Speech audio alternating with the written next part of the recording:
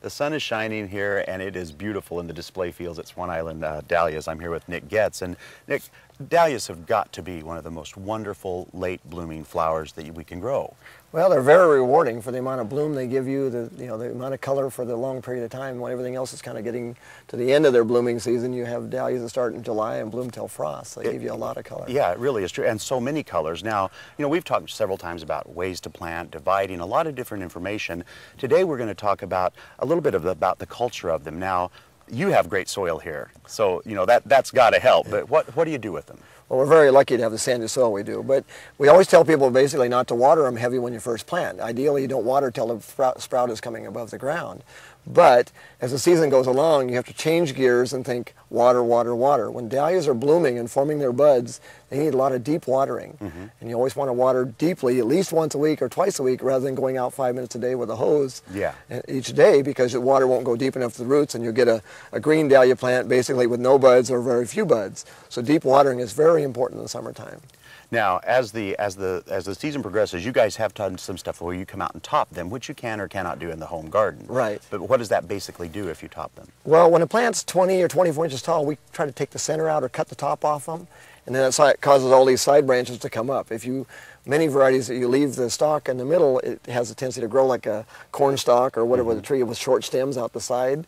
Whereas if you take that out early, then you get a bush and a lot more stems and many more blooms. And the size is pretty much true. It's not going to make the bloom smaller if you do that. No, it just gives you more branches. Now, the bloom can get smaller as the season goes along if you leave too many old blooms on. Okay. Here you see many seed pods and old blooms that need to be cut off and trimmed out to make the plant stay vigorous and keep blooming really well through the year. So how would you cut these out then? Well, a lot of times people will just go and pop these off, and then you have an ugly stem up there. So generally, you just go down to the next joint, that doesn't have before the buds are, like there, and take that out of there.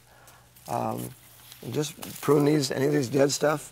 These are just seed pods. You can leave them on. On this one here, you would just come down to that joint right there. Cut right there. Cut that out of there. Well, that's pretty simple.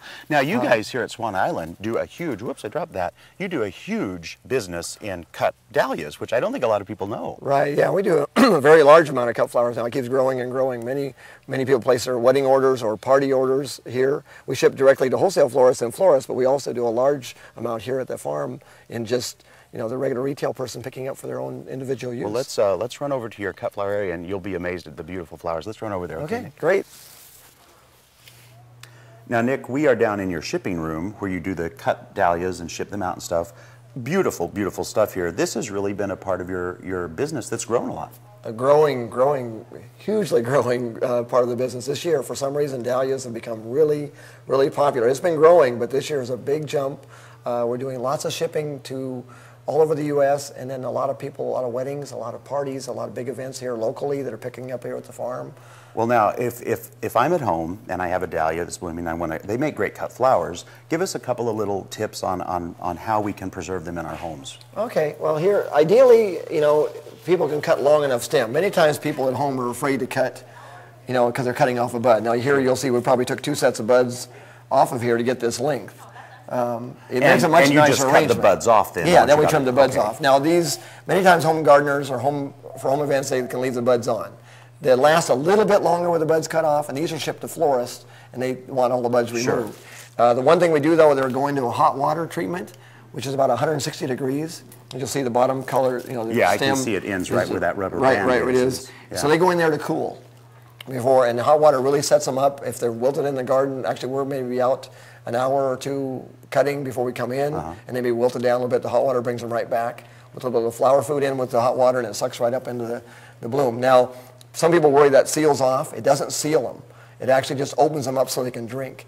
So then you can cut this dark off or not cut it off, however you want to do it when you go to arrange them. Yeah. Well, now, you have a festival. Let's talk a little bit about that. Right. At our festival, we take like 15,000 blooms. They're cut from our field on a Friday and arranged by 15 to 20 florists all day long. Indoors, 2 big display rooms, or actually 3 display rooms, like 400 arrangements. Wow.